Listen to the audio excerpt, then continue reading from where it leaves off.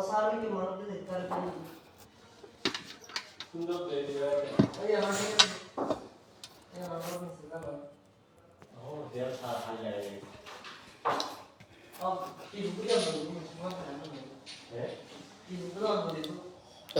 আলাইকুম ওরহমতুল্লাহি ওয়াবারাকাতুহু।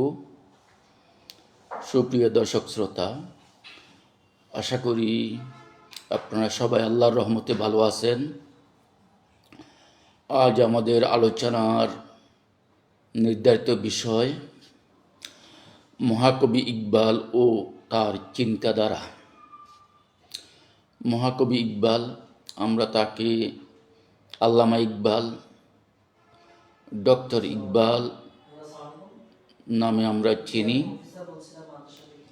তিনি মূলত মহাকবি, কবি হওয়ার সাথে সাথে তিনি একজন বিশ্ববিখ্যাত প্রখ্যাত একজন ইসলামী চিন্তাবিদ ও দার্শনিক ছিলেন। পাশাপাশি তিনি দর্শন শাস্ত্র তথা ফিলোসফি নিয়ে পিএইচডি ডিগ্রিও করেছেন এবং তিনি পাশাপাশি তিনি একজন ব্যারিস্টার ছিলেন। তিনি ব্যারিস্টার নিয়ে পাশ করেছেন, আইন পেশার সাথে জড়িত ছিলেন। একজন সুসাহিত্যিক, উর্দু ভাষার এবং ফার্সি ভাষায় তার কবিতাগুলো প্রায় উর্দু এবং ফার্সি ভাষায় রচিত এবং ইসলামী বিষয়ে, ইসলামী দর্শন এবং ইসলামী থিওলজি, ইসলামী ধর্মতত্ত্ব বিষয়ে তার যথেষ্ট যে জ্ঞান গরিমার কারণে, তার চিন্তাধারার কারণে তাকে তার বক্তারা আল্লামা হিসেবে আখ্যায়িত করে থাকেন। তাকে শ্রদ্ধা করে আল্লামা ইকবাল বা ডক্টর ইকবাল নামে তিনি সর্বাধিক পরিচিত। বিংশ শতাব্দীর শ্রেষ্ঠ চিন্তানায়ক, দার্শনিক ও মহাকবি আল্লামা মোহাম্মদ ইকবাল রহমতুল্লাহ আলাইহির জীবন দর্শন, তার মুসলিম জাতীয়তাবাদী চেতনা এবং গণতন্ত্র সম্পর্কিত দৃষ্টিভঙ্গির উপর ভিত্তি করে আজকে আমাদের সংক্ষিপ্ত আলোচনা। আল্লামা ইকবাল মুসলিম পুনর্জাগরণ ও বৈশ্বিক ভ্রাতৃত্বের কবি। আল্লামা ইকবাল ছিলেন একাধারে স্বপ্নদ্রষ্টা কবি এবং কালজয়ী দার্শনিক। তার কবিতা কেবল সাহিত্যের অলঙ্কার নয়, বরং তা ছিল নিস্তেজ হয়ে পড়া মুসলিম উম্মার জন্য এক সঞ্জীবনী সুধা। তিনি এমন এক সময়ে আবির্ভূত হয়েছিলেন যখন মুসলিম বিশ্ব উপনিবেশিক শাসনের জাতাকলে পিষ্ট। ইকবাল তার লেখনীর মাধ্যমে মুসলমানদের ভৌগোলিক সীমারেখার ঊর্ধ্বে উঠে একটি আধ্যাত্মিক ও আদর্শিক ঐক্যের ডাক দিয়েছিলেন, যা মুসলিম জাতীয়তাবাদ বা প্যান ইসলামিজম নামে পরিচিত। মুসলিম জাতীয়তাবাদের স্বরূপ ও তৌহিদের ভিত্তি। ইকবালের কাছে জাতীয়তাবাদ মানে কোনো নির্দিষ্ট ভূখণ্ড, ভাষা বা গাত্রবর্ণের প্রতি অন্ধ আনুগত্য নয়। তার দর্শনে মুসলমানদের জাতীয়তাবাদের মূল ভিত্তি হল কালিমায়ে তাইয়্যিবা বা একত্ববাদ। তিনি মনে করতেন, যেখানে একজন মুসলমান আছে সেখানেই ইসলামের দেশ। তিনি বলেছেন, হোশ নে কর দিয়া হে টুকরে টুকরে নোয়ে इंसान को उहुवत का बयान हो जा मोहब्बत की जुबान हो जा ये हिंदी ये खुरासानी ये अफगानी ये तुरानी तो ऐ शर्मिंदा साहिल उछल कर बेकरान हो जा।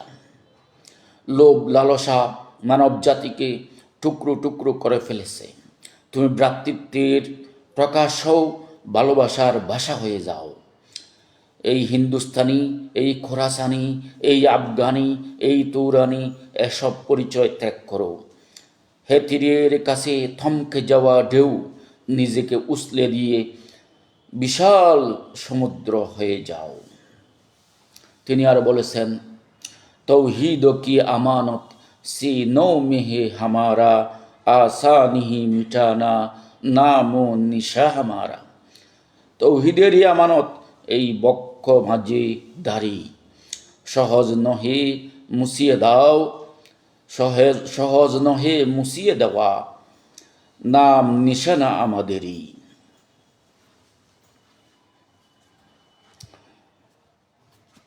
ভৌগোলিক জাতীয়তাবাদের প্রতিবাদ। পাশ্চাত্য থেকে আমদানিকৃত দেশপ্রেমিক জাতীয়তাবাদ, টেরিটোরিয়াল ন্যাশনালিজম ধর্মকে ব্যক্তি জীবনে সীমাবদ্ধ করে ফেলে, কথা ইকবাল অত্যন্ত জোরালোভাবে প্রচার করেছিলেন। তার মতে এটি মুসলমানদের ঐক্য বিনষ্ট করার একটি ষড়যন্ত্র। তার ভাষায়,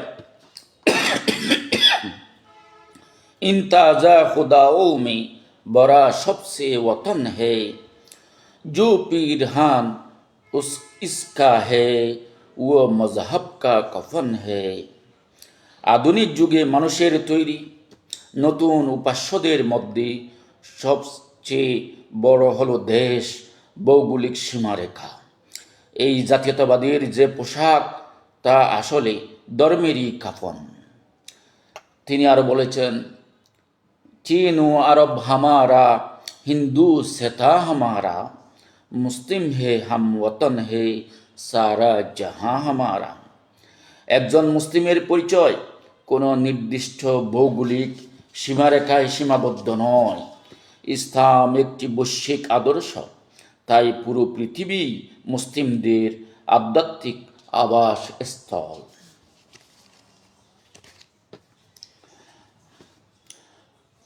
बांगे आज अज़ा जो गूंजी मगरिब के वादियों में, बांगे आज़ान जो गूंजी मगरिब की वादियों में, तम था न था किसी से सैले रवा हमारा।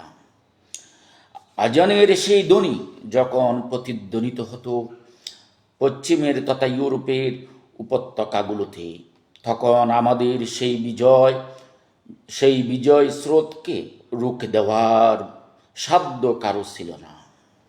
তিনি আর বলেছেন, আই গুলিস্তানে উন্দুলুস ও দিন হে ইয়াদ তুঝকো, তা তেরি ডালিयों में जब आशिया हमारा।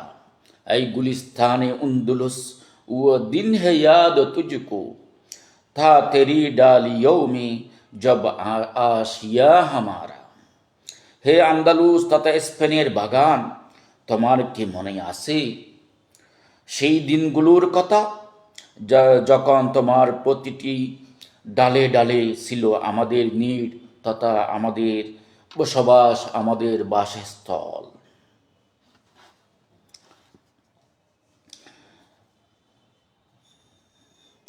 গণতন্ত্র সম্পর্কে মহাকবি ইকবালের দৃষ্টিভঙ্গি। ইকবাল পশ্চিমা দাচের গণতন্ত্রকে ইউরোপের পুরনো শরাব বলে অভিহিত করেছেন। তিনি মনে করতেন, যেখানে কেবল সংখ্যাগরিষ্ঠতার বিচার হয় এবং মানুষের গুণাগুণ বা তাকওয়াকে আল্লাহভীতিকে গুরুত্ব দেওয়া হয় না, সেখানে প্রকৃত মানব কল্যাণ সম্ভব নয়। তারই কাব্যময় ভাষায়, जमहूरियत एक तर्ज हुकूमत है कि जिसमें बंदों को गना करते हैं तोला नहीं करते। গণতন্ত্র হলো এমন এক শাসন ব্যবস্থা যেখানে মানুষকে কেবল গণনা করা হয় সংখ্যা হিসেবে, তাদের যোগ্যতা বা মহত্ব ওজন করা হয় না। তিনি আরো বলতেন, গরিজ আজ তর্জে জমহুরি গোলামে পুখতা খারে শো কে আজ মগজে দু সদখর ফিক্রে ইনসানি নমি আয়ত। এই গণতান্ত্রিক ব্যবস্থা থেকে দূরে থাকো এবং কোনো প্রজ্ঞাবান মানুষের অনুসারী হও, কারণ 200 গাদার মগজ একত্র করলেও একটি মানুষের চিন্তা শক্তি তৈরি হয় না। মুসলিম উম্মার ঐক্য ও সাম্যবাদ। ইকবালের স্বপ্ন ছিল নীল নদ থেকে খাসগড় তথা চীন সীমান্ত পর্যন্ত সমস্ত মুসলমান একটি সীমাহীন ভ্রাতৃত্বের অধীনে আসবে, সেখানে রাজা ও প্রজা একই কাতারে দাঁড়াবে। তার কাব্যময় ভাষায় তার যে প্রতিধ্বনি ধ্বনিত হয়, যে সুর তার ধ্বনিত হয়, এক হো মুসলিম हरम की पासबानी के लिए नील के साहिल से लेकर था बुखा के खासगर। হারাম বা খাবার পাহাড়দারির জন্য সমস্ত মুসলিমকে এক হতে হবে, নীল নদের তীর হতে শুরু করে সুদূর খাসগড়ের মাটি পর্যন্ত। তিনি আরো বলেন, এক হি সব মে কাড়ে হো গই মাহমুদ আয়াস, न कोई बंदा रहा और न कोई बंदा नवाज। একই কাতারে দাঁড়িয়ে গেলেন সুলতান মাহমুদ এবং তার গোলাম আয়াজ। সেখানে থাকলো না কোনো দাস বা সেবক, আর থাকলো না কোনো মনিব বা প্রভু। যুব সমাজের প্রতি আহ্বান ও খুদির শিক্ষা। মুসলিম জাতির পুনর্জাগরণের জন্য ইকবাল যুবকদেরকে শাহিদ বা ইগলের মতো হওয়ার আহ্বান জানিয়েছেন। অন্যের উপর নির্ভরশীল না হয়ে নিজের আত্মপরিচয় বা খুদি জাগ্রত করাই ছিল তার মূল লক্ষ্য। আল্লামা ইকবালের যে খুদি দর্শন, আত্মপরিচয়ের দর্শন, তা একটি বিখ্যাত দর্শন। তাহলে মুসলিম উম্মার আত্মপরিচয়, আত্মসচেতনতা জাগ্রত করাই ছিল তার মূল লক্ষ্য। তিনি বলেছেন, খুদি কো খর বুলন্দ এতনা কে हर तकदीर से पहले खुदा बंदे से खुद पूछे बता तेरी रजा क्या है। खुदी को कर बुलंद इतना कि हर तकदीर से पहले खुदा बंदे से खुद पूछे बता तेरी रजा क्या है। নিজের আত্মাকে তথা খুদিকে এতটা উচ্চতায় নিয়ে যাও যে প্রতিটি ভাগ্যলিপি লেখার আগে খোদা স্বয়ং বান্দাকে জিজ্ঞেস করবেন, বলো তোমার ইচ্ছা কি।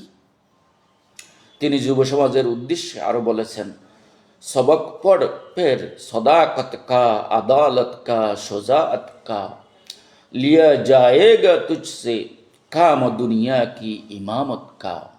सबक पढ़ फिर सदाकत का अदालत का शुजाअत का लिया जाएगा तुझसे काम दुनिया की इमामत का।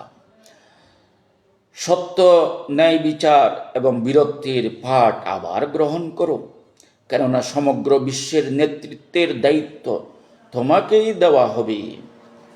তিনি আরো বলেছেন, আমল সে জিন্দেগি বনতি है जन्नत भी जहन्नम भी, या ये हाक की अपनी फितरत में न नूरी है न नारी है। अमल से जिंदगी बनती है जन्नत भी जहन्नम भी, या ये खाकी अपनी फितरत में न नूरी है न नारी है। কর্ম দিয়েই জীবন গড়ে ওঠে মানুষের, সেটা জান্নাত হোক বা জাহান্নাম হোক। এই মাটির মানুষ তার স্বভাবে ফেরেশতাও নয়, আবার শয়তানও নয়। মানুষ তার কর্ম দিয়ে উত্তম বা অদম হয়।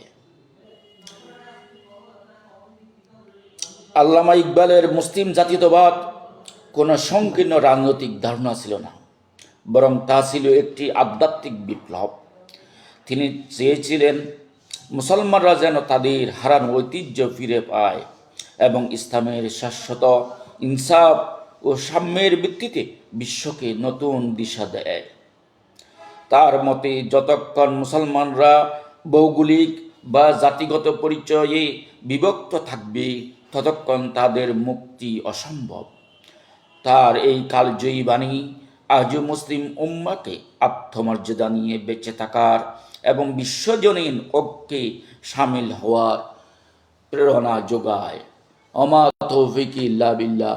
আসসালামু আলাইকুম ওয়া রাহমাতুল্লাহি ওয়া বারাকাতুহু।